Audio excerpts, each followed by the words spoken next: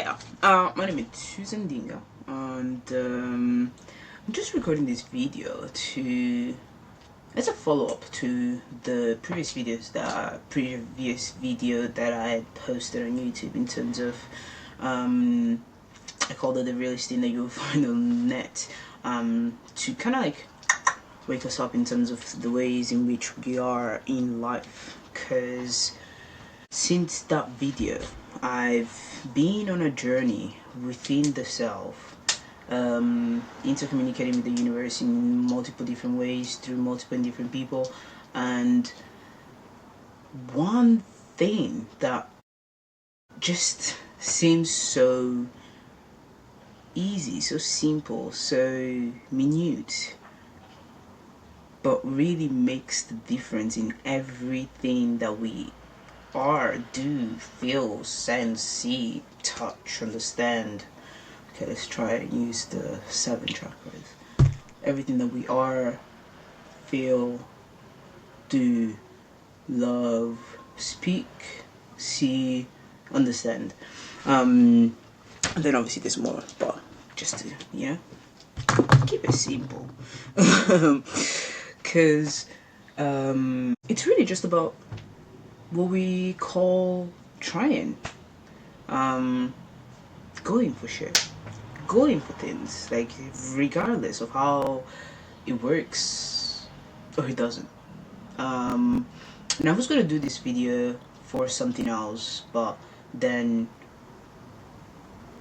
the calling just came today, so I'm just gonna do that.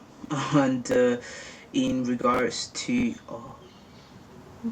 that's not my expression, but in regards to what I'm trying to say here is that being the fool has probably been one of the best things that I've ever done in my life, through and through, like since 14th of August 1999 all the way to the 17th of June 2025, because it just gives you that comedic approach to life that eases anything and everything that you go through. Because obviously we all have ups and downs, we all have scenarios, we all have circumstances, we all have anything that we could call heartbreak, like whether it's losing a job, whether it's losing a career, that's the same thing, isn't it?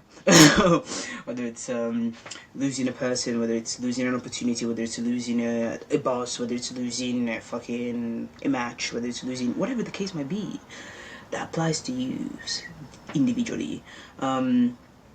It's not about the loss, because the loss, it's never a loss. We can never lose anything. Like, we have learned such a illusion of lostness, you can even say that,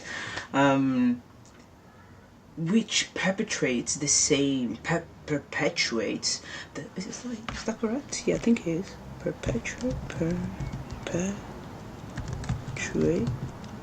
Yes, it is. Wait, make something continue indefinitely. Yes, which then continuously just perpetuates the same circumstances that we call suffering, which really doesn't exist. Let's be real. It is an illusion. It is a level of perception based on the perception that we choose to have onto life. So anything can happen, and it was something linked to what I was saying even in the previous video, where anything, genuinely anything could happen. Anything. And I'm gonna use my own personal experience in a minute. Just before getting into that, I'm just gonna I guess what in sales call introduction, short story before diving into the presentation. And it really truly is about just try and be that fool, like be willing to play with life and watch life play with you, in a sense of throw your boomerangs, any boomerang that you want to throw in life. It doesn't matter for what it is. You understand the concept of a boomerang, that it's something that you throw and it has a very high chances of coming back at you.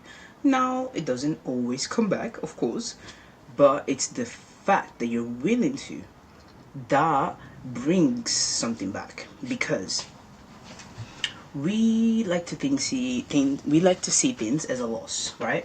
But if you do something, haven't you already exercised a something? So how can you say that that's a loss if you've exercised on something? It's not a loss, right? It's a practice. Whether you practice something that's self-sabotaging or whether you practice something that it's elevating, that it's still based upon the perception that you choose to see it as, right? Now, to go even more specifically, there's just been this theme that I was speaking with my friend a couple of days before, and also that it's been popping up through other vessels and synchronicities here and there, and even self-doubting voices. No, I don't hear voices, guys. Don't worry. Jesus Christ.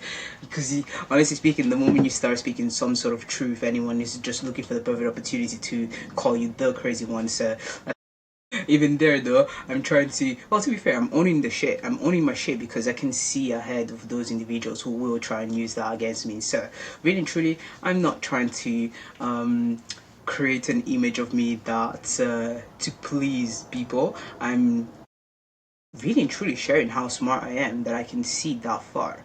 But going back to it, people pleasing, right? Now, a lot of people think that people pleasing is a bad thing, and it couldn't be furthest from the truth, right? The only reason as to why people pleasing becomes destructive, becomes self-sabotaging, is the type of people pleasing that comes from a place of desperation, right? Because people pleasing is really just your ability to share love unconditionally. Why are we? That's my cat. Oh, you wanna say hi? Yeah, come here. Hi, my name is Moonshine. No? No? You wanna say so? What do you think about people pleasing? So not interested. um, but really, truly, it's just our ability to love unconditionally, over and over and over again. And the moment we see it as our strength, it's the moment that we literally break free the confinements of the matrix, confinements of anything that teaches us that it's a bad thing. Cause I'm like, wait, why have I been telling myself for so many years that just because my parents didn't love me, that I grew a disorder? If everything happens for a reason and everything is perfect and my parents were exactly how they were and needed to be in order for me to become the version that I can say am now. Wait, one second. Hey, bye. There you go. And I can say that I needed to be exactly who I am right now. What was I saying? If my parents were exactly what they needed to be, for me to be the person that I am right now, standing here, speaking this, then that means that everything that they did to me, for me, through me, as me, for whatever, I don't know how you call that part in English, prefix? I don't know. Whatever you want to call adjective, I think. I think it's an adjective. Whatever language is for the fool that's trying to focus on structure more than the actual message. So, bear that in mind if you were trying to judge me for not knowing what that means. Who fucking cares? We created that shit. That wasn't the original language of speaking with each other. But let me just be a little bit tender here, just to, give some love as well. Um, mm, and yeah, so if everything was perfect and I am this version of me regardless, actually I wouldn't say regardless, but thanks to everything that has happened in my life, that means that it doesn't really matter what happens in our lives. It's the perspective that we have towards it, because we have to realize that based upon the natural laws of the universe, everything is exactly how it needs to be at any given moment in time, right? Because that's just how things are. That's just how it is. We have the illusion of free will, which gives us the illusion of movement and the illusion of having control and the illusion of doing something. But really and truly, we're playing even that part. It's all a fucking theater. We are the actors, we are the scripters, we are the audience, and we're also the directors, the videographers, or I mean, yeah, I don't know all the roles that goes behind it, but if someone wants to be that smart to just write a list of all the roles that go behind cinematography, then great, thank you so much. But really and truly is all about our ability to rephrase, our ability to move between the roles to see what perspective we need to see at that given moment in time. Meaning, my parents, again, they were 40. My mom was 40. My dad was 46 when I was born, which makes us 40 years, literally two generations apart, right? They could easily be my parents, my grandparents. I grew up with individuals whose parents were younger. No, what am I saying? Whose grandparents were younger than my own parents. So, taking that into account with the fact that they also already had children who had already moved out and I was living by myself, that was a blessing. I used to see it as a fault. I used to see it as, oh, but I want to go, I want to play with my parents too, or I want to go and travel with my parents, or I want to have the money for my parents to send me and go do things, just like my other friends, well, yeah, called good. I want to do all these things and be able to just have that close knit bond with my parents. But guess what? If that had happened, I would have never been an old soul in a young body. I would have never learned about philosophies. I would have never questioned philosophy. I would have never stood in front of the window just looking at the stars and noticing all the constellations and wonder about the zodiacs and signs or different constellations, things like that. I would have never looked at psychology because I would have never needed to really try and understand myself because I would have been constantly back and forth with other individuals, mixing with my original essence, when really and truly my original essence was to learn all those things so that I can put them together for me to be able to see the patterns of life through life so that I can then be able to stand here to relay them back after 25 years. Probably less than that, but still, we understand the concept. And because of that, because of the detachment that we had, I learned a pretty healthy way of loving, which I can see now I've been thinking that wasn't. Really and truly. Because with my. Okay, I'll take one of them specific. And the only reason why I'm using my parents is just for us to use the concept of the fact that everything that happens in our lives is the outcome of the perception that we have towards the way our parents loved us. Whether we heal or not, the relationship with our parents, it will show everywhere else, right? I love my parents. I understand that they were just another pair of souls incarnated on this earth who tried to do their best, who tried to play the game of the Matrix, didn't work perfectly. They tried to pass the same game down to me. I did not take it on. Again, that was me. That was them. Simple, right? As it should be. Now, my dad needed to have a hero complex in order to always look for a fault because he knew he could fix it, right? He didn't look for faults because he needed the fault there. It became a habit after down the line when he couldn't detach himself from me in terms of my own ways of doing life. But really and truly, he was the one that taught me how to be solution oriented and independent in doing so. Attached to the fact that my mother taught me how to be physically independent in the house, take care of myself, clean, eat, very young age. At 6 years old, I had my first mark because I was too close to the iron board and I literally ironed myself. But I'm so grateful because literally just a couple of years after that, I could see the difference between my friends and my own way of taking care of myself. And then years after that, after moving here to London, I saw exactly as to why I was so lucky to learn how to take care of myself in the home, because I saw where other people lacked that independence because they depended on their parents doing things for them. So, and again, everyone has their own living habits, of course, but I'm talking about myself, right? Now, love y'all, but I'm using my own story to prove a point, to speak a point, share a point, all the same shit. We just like to use different words that make us feel better, or whatever, or that don't trigger someone. So like if I say I prove my point, then there's gonna be someone that goes, "Oh, so you're trying to prove a point? Well, so that means well, whatever." Come on, God.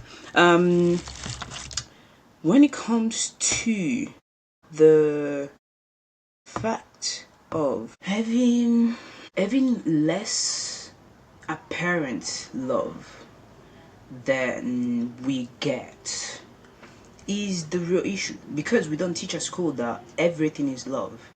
Whether it's showed or not, everything is love. Even hate. We like to think that hate is the opposite of love. Actually, hate is love to its extreme. It's hating how much love you have for something, how much you want something. Like, when people say, I hate that I love you so much, it's January the start and it's 2020 on the clock as I'm saying that. It's because 2020 vision, come on. It's because people hate how much they love something. So they start to resent how much they love something. And that then turns into different types of projections of love. But everything is love. We like to think that there's love and fear. Even fear is loving, is love. And I'll tell you what fear is: love for the human, right? It's love for the free will, for the finite, for the physical, for the 3D. It's the love that we give ourselves, because if we understand that we are our soul incarnated on this planet, that means that we also understand that everything that we experience on this planet is a form of love, because the opposite option is to just be a avalanche of plasma. Let's just imagine yourself just being water forever, just that. And I say water because water is like plasma is like the closest thing to water, because well, you can say like a pool of blood, but it's a bit morbid, isn't it? But but even everything about life is plasma, right? Which then manifests itself, and plasma is light. Again, it's like actually, let's start from there. There's light, which is love, light, exact same thing, right? And then there's different degrees to it, or different frequencies to it, which manifest in different tangibilities or different physicalities, whether it's this pen or my hand or my eyes or the air around me that we can't see on that camera, but is there's so much happening right here that I could be having a fucking whole team of spirits right now in this room with me who are channeling this message through me, and we wouldn't be able to see it on this screen unless we have a technology that then sees the infrareds or ultraviolets or other spectrums of light. Then we will be able to see it. But still, it's about tuning ourselves to the frequencies of light, whether it's seen or unseen. That is the real gift. Now, when we look at, for example, the relationship between us and our parents, and we look at the fact that we didn't receive love. Well, we think we didn't receive love, but really truly, it was just that the love that we received was manifested in a way that we didn't see as love, because we were comparing the ways that we were receiving love to other ways of we've seen love being, right? For example, my parents, again, my mom used to work two jobs. I don't remember her times, her hours, but throughout the week, almost like flat out, 6 days a week, right? Same thing for my dad. My dad's to this day 72-year-old. He cleans offices in Milan, and he's been doing it way longer than I was born. So let's say 30 years. 30 years. And because he's a sole entrepreneur, it's only him. He depends on it. Like, uh, if he stops, then he doesn't have like a pension. He doesn't have things that come in, and that's one of the other reasons why I'm choosing to do life differently, so that I can manifest something that not just helps me spiritually, mentally, physically, emotionally, but also aids to his physicality, so that he can then take care of his mental, because this is quite athletic. Like, he's 72 years old, but he can squat like nothing, like sit on the floor and get up and just go up and down and all these things. Again, his job is movement, so that also allows him to stay young. And to be fair, this guy drinks red wine like it's water, but again, super healthy, and also because he eats quite clean. It was a blessing because he was able to teach me also that as well. But I digress. When it comes to the fact that they weren't at home much, they weren't present much. What's that? Thought the cat was there. They weren't at home much. That I perceived as lack of love. Really, truly. Yeah, the only reason as to why they weren't at home was to pay the bills for me to have a home. Like, who are we kidding? Like, we all go against our parents. We all say that our parents did this and did that, but really, truly, they were just trying their best based on whatever resources and knowledge they allowed themselves to have at that specific point in time. Right? Now, I was lucky to, well, I made myself lucky because we create our own luck, right? Because really and truly, there's nothing different between me and you and anyone else. We all have the same potential. We all have the same resources. We all are a soul incarnated on this planet, and we all have the ability to know that, incorporate that, act as it, live life by it, stand our grounds for it, and just be it. Just be life. And house also the information and perception and knowledge of it, and practice that perception, practice the layering understanding of life. Like, even right now, like, I'm looking at myself, but there's so many things that I'm picking up on. That's the cat. Yes. Hello. Hi. You gonna come in or no? Yes. Door is open for you. It has all to do with our perception. So even when we look at the fact that, like, we could label their way of loving avoidance. Oh, hello. Really and truly, it isn't. They were quite on it. It's just that their love wasn't where I was. Their love was somewhere else. For them to be able to create the environment that loved me, right? But because I perceived it to be lack, I lived by that lack, and I'm literally just reckoning with myself as I'm saying it, because I can see where it also manifests in my life, where if someone doesn't necessarily express their reciprocity or their, well, to be fair, I've gotten to a place where if someone doesn't reciprocate, it's not a personal thing. It's more to do with my ability to give, regardless of reciprocity. How do you fucking say this word? Reciprocity. Reciprocity. Reciprocal. Yeah, whatever. You understand. And that's because it had nothing to do about me being reciprocated. Oh my god. I love myself so much. Reciprocated. Yes. It was for me to test my luck. Just because luck is a practice. You gotta practice luck in order for you to know when you're lucky or where you're lucky. Well, not for you to know, but for you to see where you're lucky, you know? But if you're not even willing to try, good luck, you know? Because in the past, I used to have a lot of, oh my god, another awakening. Huh, okay. So, in my previous relationship, and this is like specifically romantic just because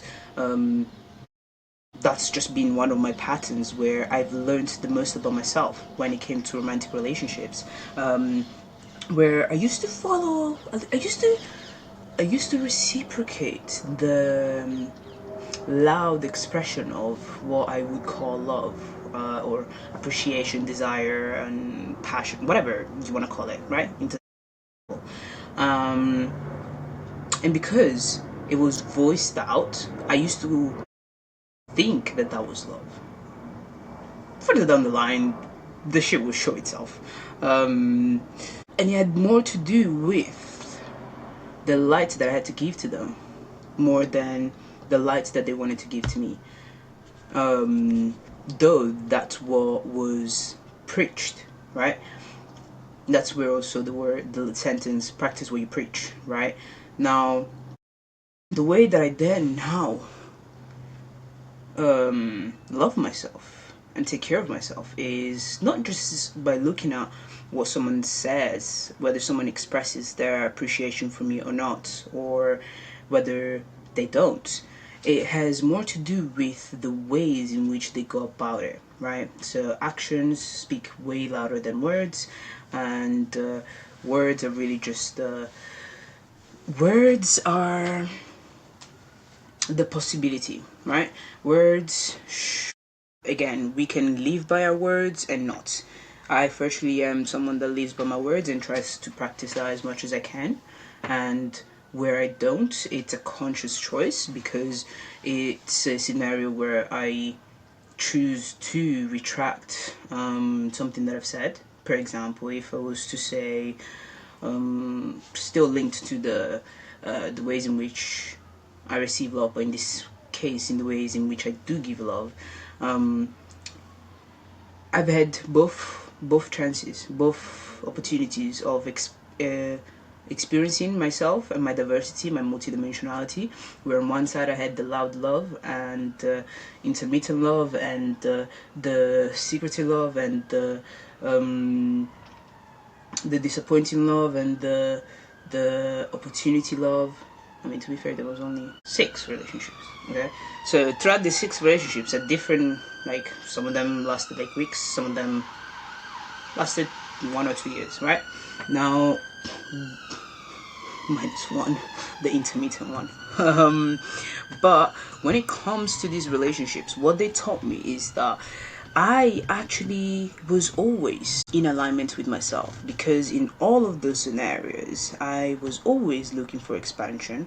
I was always looking for also being filled up, because when you spend so much time with someone, not necessarily that I spend so much time with my partners, but obviously the closeness and the proximity of that relationship, it goes beyond just the physicality, right? There's many more dimensions of us that are entwined and exchanged with a person, right? And by choice, of course. Now, when we look at those things, we have to also look at, okay, so I'm sharing 90%. Let's say that I'm sharing 90 and I'm receiving 10. How long can I share 90 for, right? And it'll come to that day where you sharing 90 becomes the usual to someone, and because they're used to it, you must revoke it. When you sense that you've created a habit, right? Because I've had so many relationships where I would just give because I love giving. That's just me, right? I love loving. I love sharing my love. And that was one of those things that I was fronted with. There's so many people that don't know how to take love, or they fantasize about a specific way of receiving love, and they just keep themselves in that little box, right? But because I've seen both how my mom loved me, like she would give a little when the eyes would go up, like, you do this, you're like, what?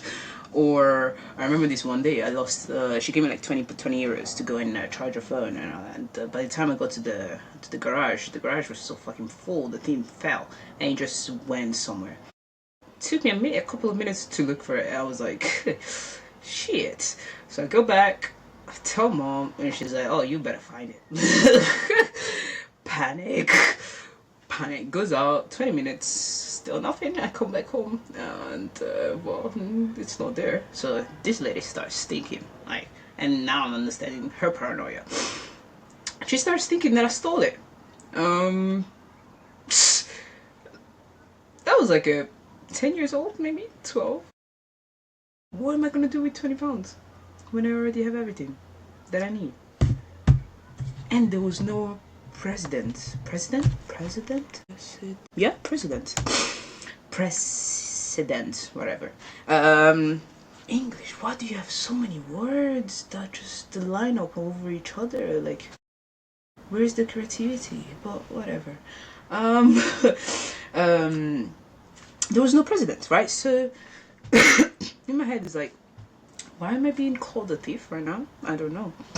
But hey, we'll go with it.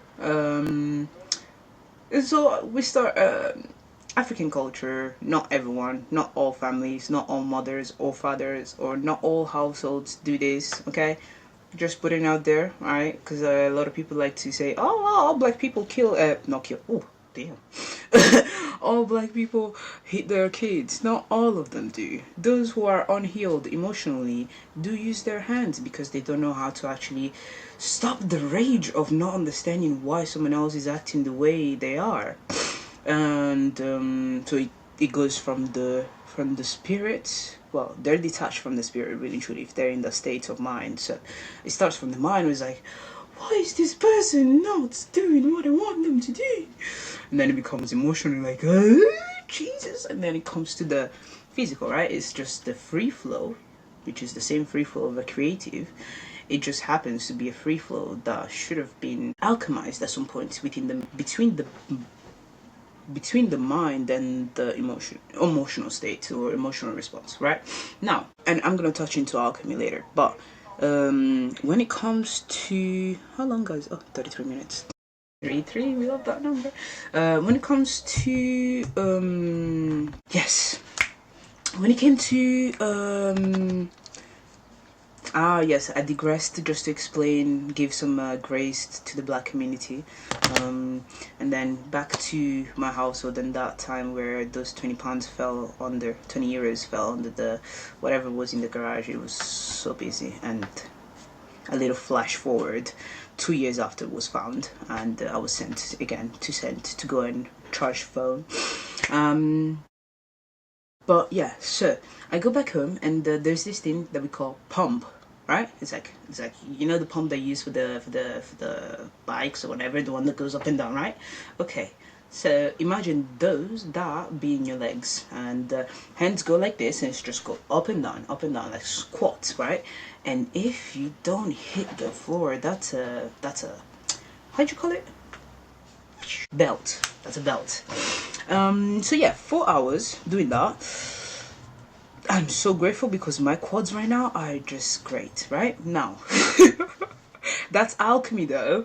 That is alchemy, literally. That is literally alchemy. Like taking the most painful experience of your life and just transmuting it into what empowers you. That is alchemy. That's what we need to do with our life's experiences. But flash backwards. So did that, right? And for like a good week, I would go off school, and because of the imposed do not tell, or you get more, I had to make up stories. I fell. Why are you limping? Like, what's happening? I mean, there was just tons of lactic acid in my legs, but yeah, let's just say that we fell, right?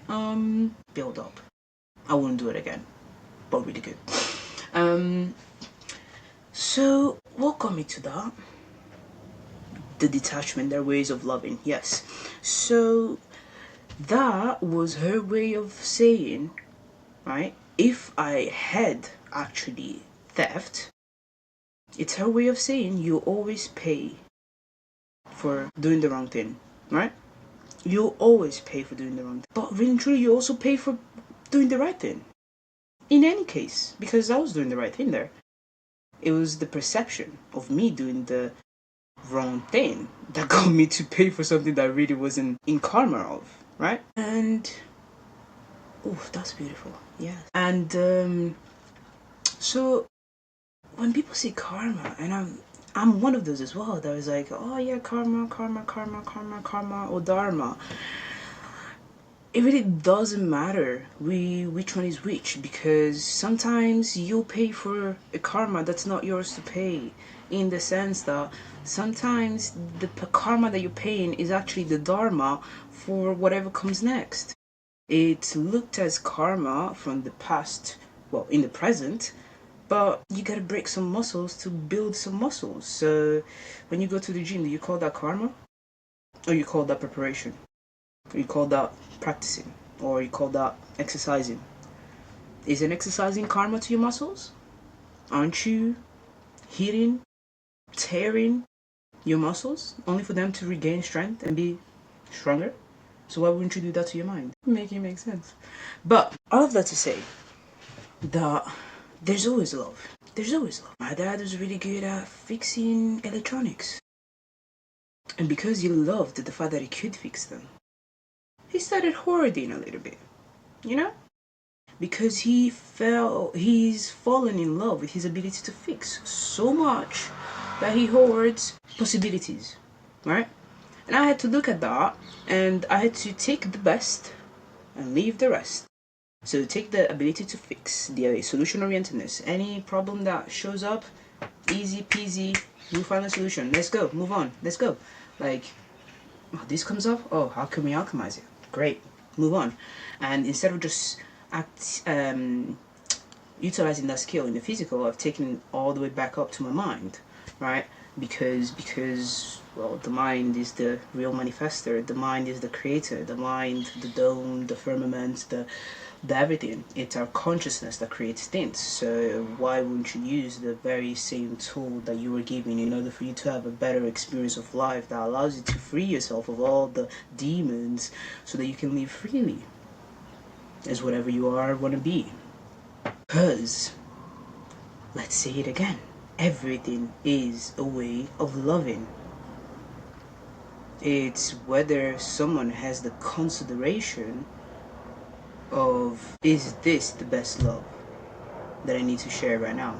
For example, so if I like to show presence to someone that I think or I've understood, to know I've had that presence in their life, I get to show up and share my presence until my boundary of not receiving presence gets not tainted, but not respected, not heard, not internalized, integrated more than internalized. Because we are free to either integrate or not. I'm talking about internalize. We're free to either integrate or not other people's boundaries, whether we're willing to have a committed relationship with them of all kinds, like even just going to the post office. Like, your committed relationship is to respect the person that's going to give you the post. If you go there, hey, fuck you, nigga, what? Again, this is the first thing that came out, but it's just because I reason with that, resonate with that, and plus nigga. If we have to actually be honest with this word, nigga means king. Colonizers, I was going to be racist there and say white. The colonizers heard this word, they could not make up what it meant. So they try to use it to denigrate, denigrate? Yes. Damn. Denigrate others. 844. They use it to denigrate others when really truly means king. So are we insulting people, or are we actually praising each other when we say nigger? Food for thought, right? But back to the point. Yeah, you don't just go in the post office and start insulting the person that's there and thinking that they're gonna be able to, they're gonna share or give you something, or help you out, right? Now, oops, I did that. Shit happens. And yeah, it just doesn't work like that, you know. The same way for eons and eons and eons, I've been telling people, do not treat me like that, or I dash. And then they do, and then I dash, and then they go back, or they throw tantrums, or they send spiritual attacks. And I'm like, didn't I tell you? Like, because we've been so used to people not doing what they preach, we've gotten so used to not respect other people's boundaries. Now, one has to communicate those boundaries in order for someone to say, well, I put my boundaries up. Well, ego, I'm taking a specific circumstances and reacting to that there. But yeah, regardless, you have to deliver your boundaries for those boundaries to be respected, because anyone has different boundaries, right? That's just the universal law. Now, if someone does share those boundaries, it's their way of loving themselves while also loving you, because they're telling you how to be with them because they value themselves enough to share with you how to take care of them. And again, this could be a minute interaction. Obviously, you go to the post office, there's already laws of behaviors that go in there, right? You don't just walk naked. I mean, it would be nice if we could all go naked without people being self-conscious about themselves or pervs trying to touch you everywhere, but we don't, because there's pervs trying to touch you and there's people who are self-conscious, and plus you got the weather, right? Somewhere.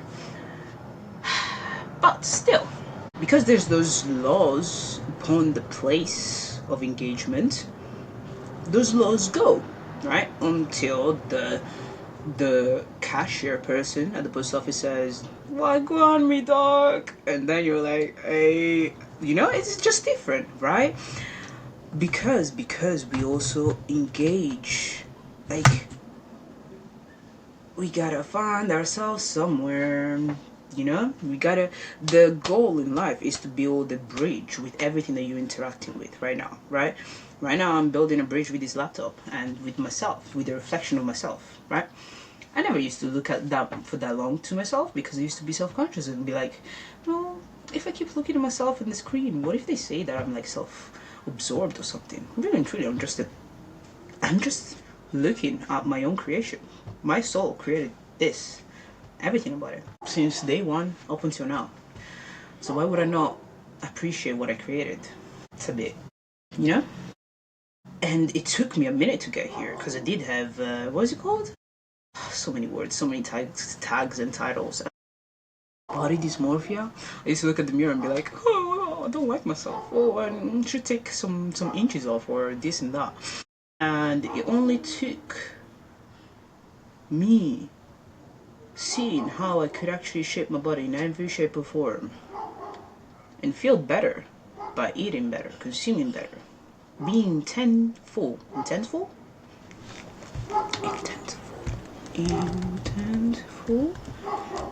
Yes, it's a word showing a clear and determined purpose or intention. That's the one.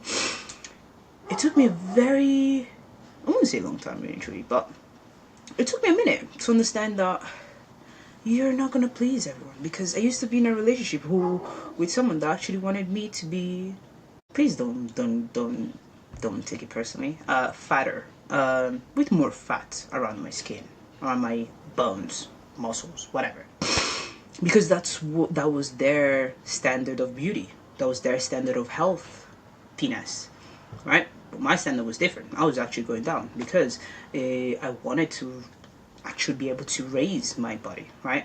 So as I was making sure that my muscles were gaining strength, I was also making sure that the thing that could make the strength of eventually being heavier, raising heavier weights, would have actually made me stronger. But that's what we have with weights, right? Now, when it comes to the understanding of how we then be, we just have to make sure that we change the perspective of everything. Like, everything leads back to perception. And the reason as to why I'm doing life the way that I'm doing, which, but if I was to like just lay it all out, people would be like, what the fuck are you doing, bro? That's not how you do things here. But the same people that say that's not how you do the thing, how you do things here, are the same people who are selling themselves to 9-to-5s that they hate. Again, to each to their own. Some people do love corporate. I like the illusion of it.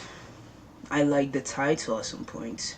I liked the money that he gave. I liked the fact that I was in an office and I did not have to knock on doors, which I had done for 2 years in doing sales. So from there, when I went into recruitment, I was like, nice. And plus, it was with companies that had the name, renovation, whatever, reputation.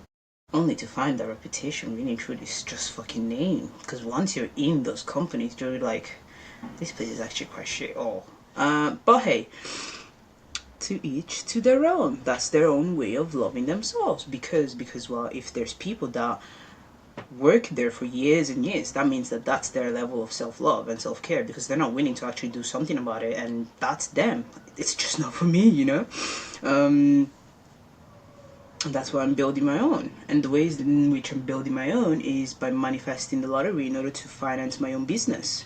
And this is probably the first time that I'm saying it publicly like this, on a platform like this, video wise, with my face on it, because I put it on my WordPress page, where I write down all my downloads, my understandings of life, my perception changes, like things even like telepathy.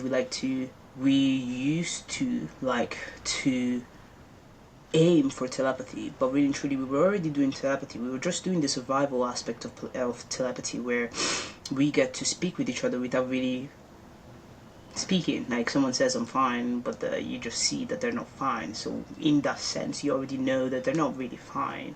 They're just saying that they're fine. But at the same time, you also have the other side, the higher level of telepathy, where you can actually have conversation, mentally conversation. You can just like clear. That is the goal. The goal is not to try and capture things from the ether because someone is not willing to share those with you, but it's to make sure that you're either going towards the ability of actively speaking without using your mouth, or just use your mouth, because there's no more of survival telepathy. I only take what I get, because I only give what I have to give at any given moment in time. If I want to say something, I will say something. Confirmation. Nothing else. Oh, that smells amazing. Oh. So yeah, like, and the reason that I even felt called to record this video is because, again, just looking at the last couple of months of my life, and just understanding both the cycle in which I was in, the cycle, but the closure, the full closure of a cycle, what we will call karmic cycle, was just really and truly battery low. Was just really an opportunity to see that it was never about the way that I love, because I can love unconditionally any single individual I have in so many different cases, to the point that I even took in what society calls as reject, which really true are just people whose perception has been distorted because the people around them have not really understood them. Like, we create the schizophrenics, we create the crazy, yeah, we create craziness. We are the ones who make someone go crazy by telling them that they're not sane. And the only reason why we tell them that they're not sane is because, well, they're reflecting something that we do not seem to understand. So the easiest way. Oh my god, this smells so good. I'm so getting distracted by whoever is cooking this. My god, 10/10. Again, don't never judge a book by its cover. Some things smell good, but the moment you put them in your mouth, they're like yeesh. But I'm only saying that because I watched something else before this that actually I think was the same thing that triggered me into saying this. Well, triggered the download of me being like, oh shit, that needs to be said today actually. But another perception burst. So we've burst the fact that there's anything that's opposite of love. Everything is love. Whether you like the way you've been loved or not, just see as love and you save yourself the angst, the depression, the whatever. It's whether you want to be part of that type of love or not. And if you do, you gotta put in the effort, because again, we closed mouths don't get fed. Closed mouths don't get fed. And if something feels good, just know that there's always a better. Because the universe will never allow you to lose good for worst. You will give yourself the worst by not seeing the good for the better, and by allowing yourself to see the good as the worst or a waste. And that gets me back to what I was trying to say before, not trying, what I was in the process of saying before, that in terms of the perspective that I used to have of karmic cycles was really just a sense of perception. I was never in a karmic cycle, like ever. We created that concept because the karmic cycle again is just a snapshot of your development, what leads to something, right? Why would you call that karmic? Again, we don't tell people that they're in a karmic cycle if they're trying to go above the ladder, up the ladder, in their careers, right? Do we? No, we tell them they're going up the ladder, but it's the exact same shit. Because karmic events are the things that happen before the thing, the development, the win, the whatever. Right? So, if we understand that there's no such thing as karmic cycles, and we're able to release that, with that also goes away the either sense of missing out or being rejected, right? Because you can never miss out on what wasn't meant for you. So why would you feel like you're missing out? Unless obviously you didn't put the effort for it, then that's different. But literally today I was like, why is so many people telling me that I'm either fearing things or this or that and this and that, and I'm like, okay, let me just make it clearer for myself so that I can at least see myself in all of this chaos, in all of this mess. And remove myself from anything that questions my perception. Anything that's not willing to face, anything that's not willing to interact directly. Let's put it that way. Yeah? Yeah? Can take this. Yeah, you can. Because really and truly, so, and the reason why I'm going down there is because just today I was like, just questioning, because I had a really good talk with myself in the morning. I can wake up and I went into sleep like a couple of times, but boy, the download and information that I got from just those hours is like amazing. And I woke up and I was like, honey, you got boundaries to reinforce here. And again, boundaries are only our chat, our care, and we only, at least, well, I do, I don't know about others, but I only communicate my boundaries. I only communicate my boundaries to people that I actually care having something with, whether that's a partnership, whether that's a relationship, a romantic relationship, whether it's a body, whatever it is. This cat too, right? Wagwan, what you want? It's so cute, man.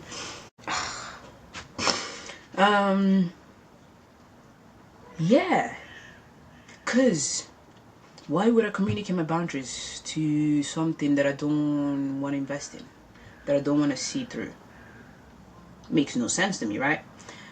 Because that is unintentional exchange of energy.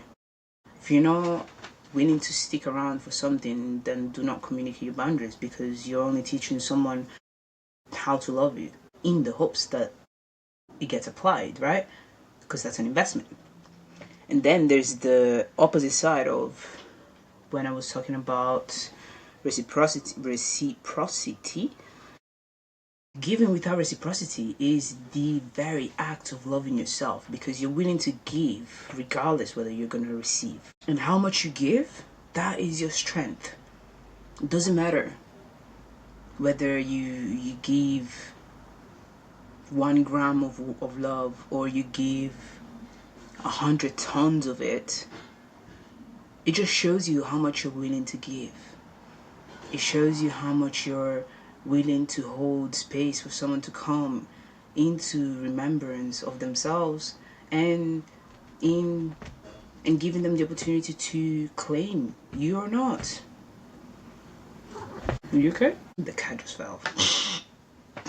Talk about synchronicities. I mean, which one?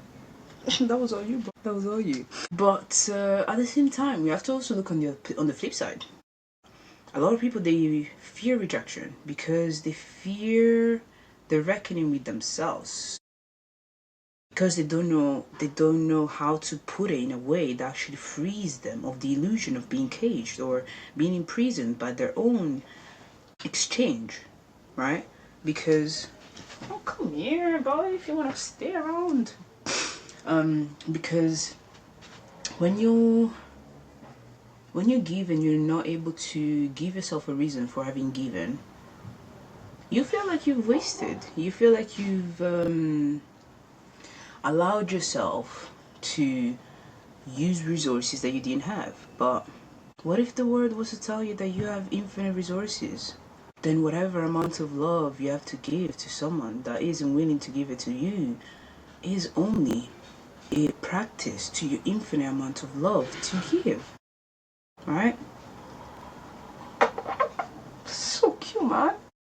Look at this cat. Look at his eyes. Hello. So really and truly, it has nothing to do with reciprocity. Life has nothing to do with receiving. Right? Life is all about giving, and that is your etheric credit. Always give. Because when you give, no one can ever say that you did not have it. No one can ever say that you did not try. No one can ever say that you did not lead by example. No one can ever say that you did not lead with integrity. No one can ever say that you did not lead with truth. Because when you're the embodiment of your truth, no one can ever say that you lied.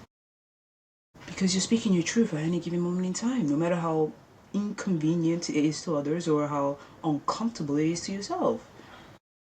And that's the beauty of life. That's the goal of life. Be able to be that 0.0 at any given moment in time, by not needing to go back into the past to collect, but by giving love in the present to what is here, present. And if that presence doesn't give back, then just relocate your presence, just like that. He's had enough, he's moved. It's just simple. Life is so simple, but people get so hung up on the past that, and trust and believe, I did it as well, eh? Like, the only reason why I'm having these reckonings with myself is because I held on to previous versions of myself who thought that giving was a waste. Nah, that giving without receiving was a waste. Nah, nigga. That was the biggest investment, because I'm investing in myself at any given moment in time, every day, every single day, no matter what, in and out. Whether I'm rejecting things, opportunities, people, or taking on board what someone might say more than I can handle, or giving more than I have.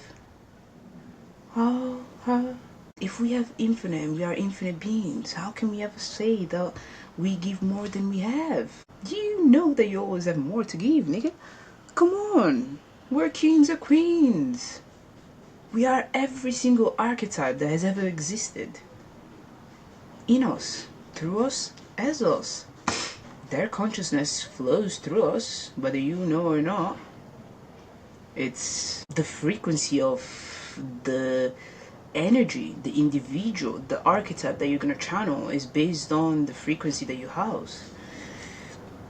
Low vibrational will channel demons. High vibrational will channel God.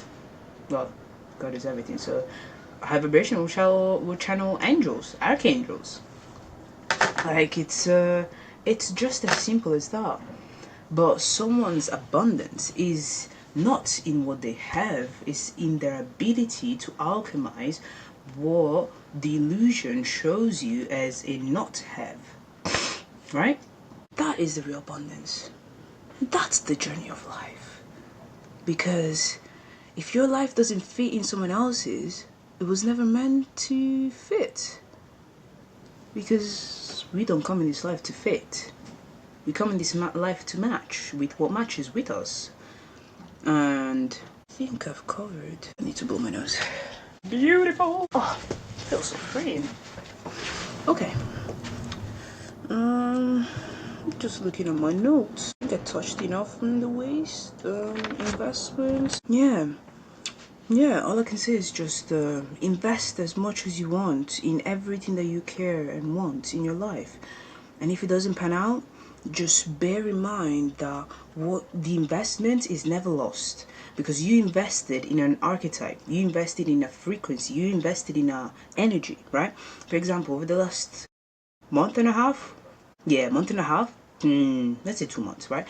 Over the last 2 months, I've been investing in my divine union, right? Now, my divine union is a frequency. Who fits in that will be based upon the individual's choices and also the resonance, the frequency, right?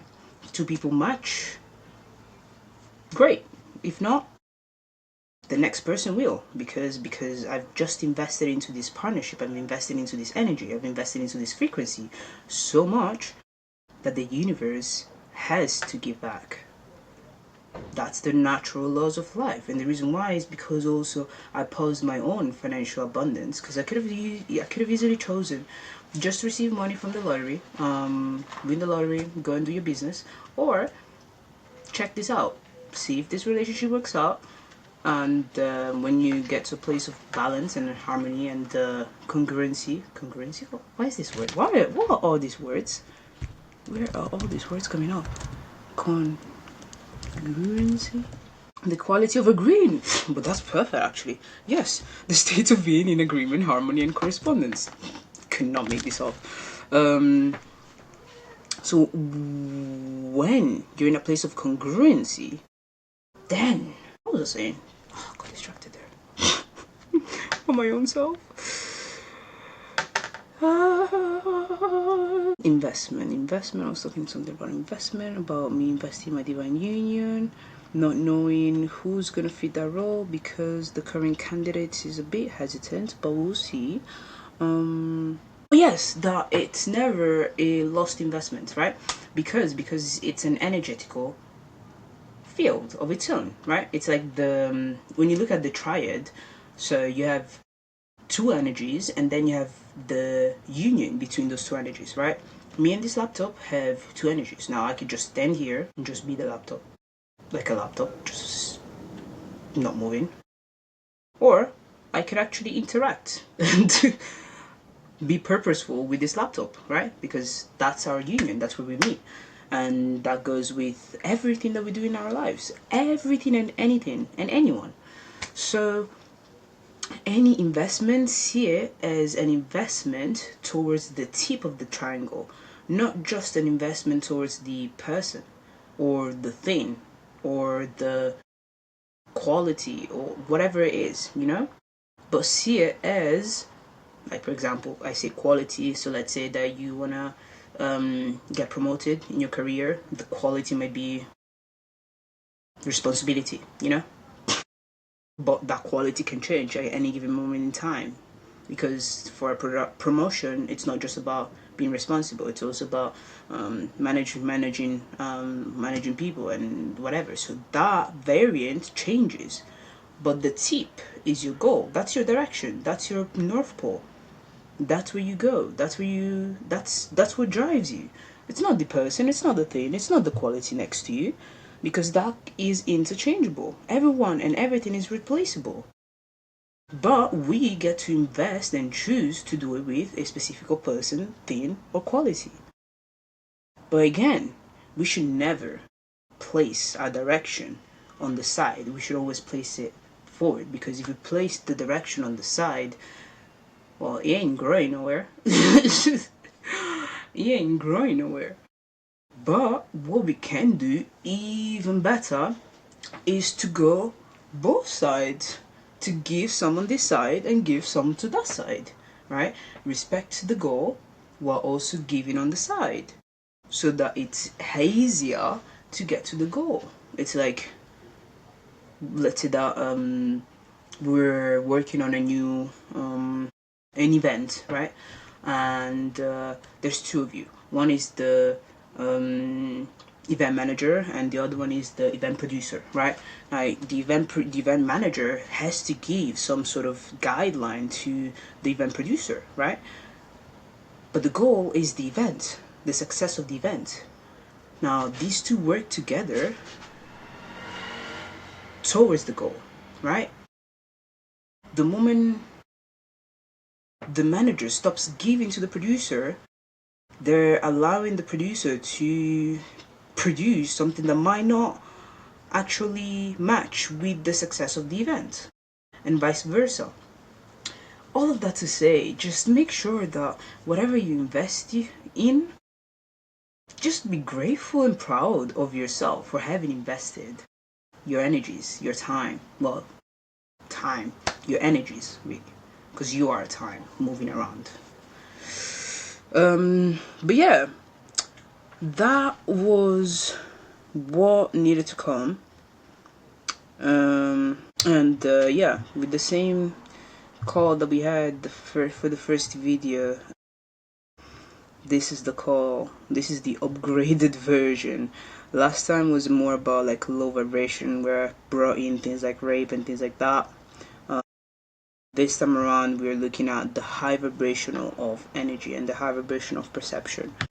The only reason as to why we draw events that are not the preference to us is because we're not necessarily appreciating or giving love to what comes before, and because of that, it then becomes a negative outcome reflected back at us, right?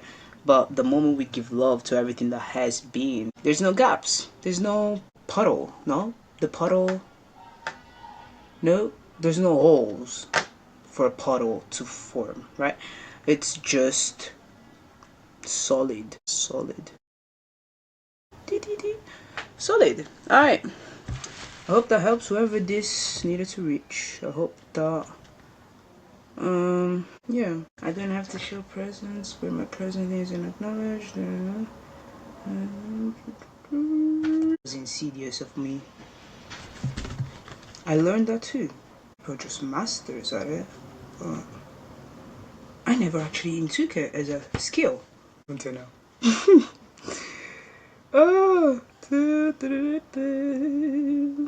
yeah, and be the Christ oil, the one that everything just slides off, you know. Be enriched energetically, but allow everything to just slide off you, no matter what, because what needs to stock, what needs to stick, will stick. What needs to flow, will flow.